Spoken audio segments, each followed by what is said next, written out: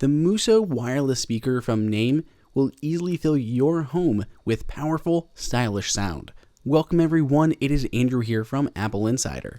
We always seem to be on the quest for the latest and greatest wireless speakers, especially if they include AirPlay 2. That's exactly what we get with the Muso from Naim. This thing has Wi-Fi, Tidal streaming, Spotify Connect, AirPlay 2, and of course, it has that MFI certification for iPod, iPad, and iPhone. It has a laundry list of features and inputs, including UPnP, digital optical toslink, and many more. Out of the gate, as you can tell from the size of this box, this is not a small speaker. This is a house-filling speaker, rather than just a room-filling speaker. If you're looking for something on the smaller end, but you're digging the aesthetics and everything else we talk about in this review, check out the Muso QB, just a little smaller cube version of this similar speaker. However, if you're looking to literally shake the walls in your home, then you're in the right place. As you open up the box, you're going to find the usual accessories that come with any speaker: a remote, a power cable, and some getting started guides.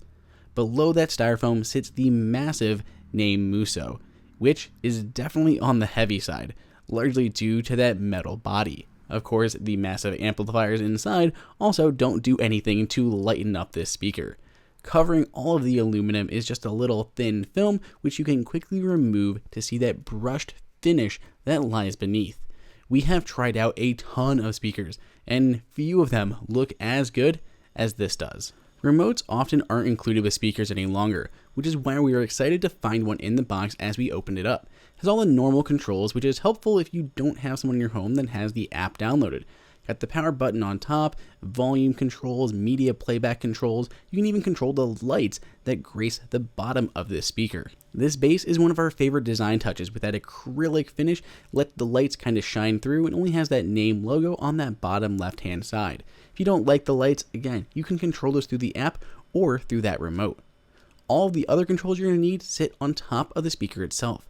A very nice metal ring goes around the controls and slides to control things like the volume or the internet radio stations. The ring goes around the controls effortlessly with the perfect amount of tension to keep it in check. The controls are all touch sensitive with the internet radio hot button, input controls, media controls, and the power button on top. We did have to press them a little bit harder than we expected to, but they are still easy to use and don't have any physical buttons that are going to get in the way and possibly break over time. All the other inputs you're going to need are on that right hand side. You'll see a USB-A port, an audio port, a little status LED, and a pinhole that's used to reset this if you ever need to. Hidden on the underside is the power input for the cable, an Ethernet port, and a digital optical toslink.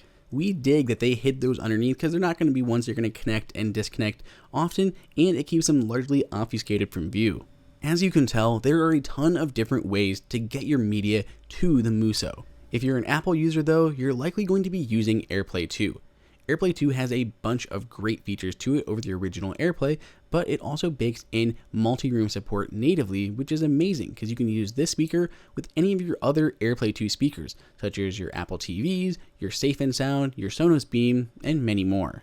Muso supports multi-room playback natively. You can connect up to 4 wirelessly over Wi-Fi or 5 if you're using Ethernet. But in that case, you're tied into the Naim ecosystem. They have to be either a Muso QB, or one of the other streaming products from the company. Using AirPlay 2, you can have multi-room setups with any of your other accessories.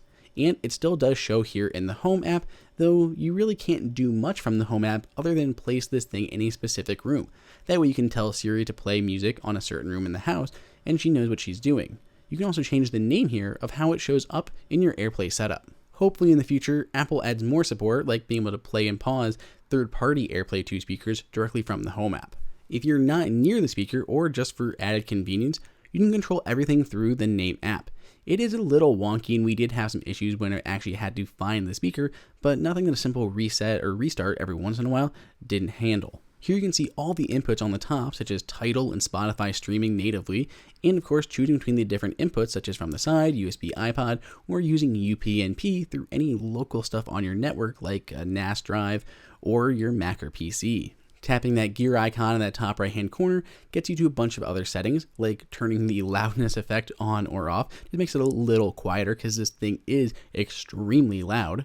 setting an alarm clock to go off at a specific time for weekends and weekdays, adjusting the lighting that goes around the control ring on top and the base towards the bottom, adjusting the style so the imagery in the app matches your Muso speaker in real life by replacing that grill on the front with any of the other colors that are available through the manufacturer, or changing the room position so is this close to a wall or further away from the wall, and it's going to control the amount of reverb and audio that's going to be coming out to compensate for that. You can also tie in a bunch of internet radio presets. That way, if you don't have your phone handy, you don't have anything around you, you can still just go ahead and jump onto internet radio and go to any of the presets that you've chosen directly from the device, or if you need to, from your phone. Now let's listen to just a small bit of audio from the Muso.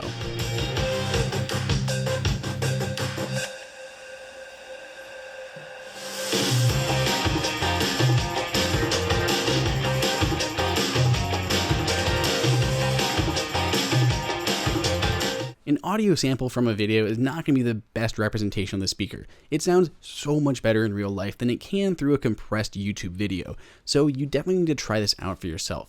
If you do want to grab one, either the Muso or the Muso QB, you can find links for both of them down below in the description. And let's hear what your thoughts are on the speaker. Do you like it, or do you have a better favorite one? Let us know down in the comments. If you enjoyed this video, like it and hit that subscribe button. Also, check out our price guide, which makes it extremely easy to find the best deals on Apple products updated daily. Be sure to follow us on social media, and we'll see you in the next video.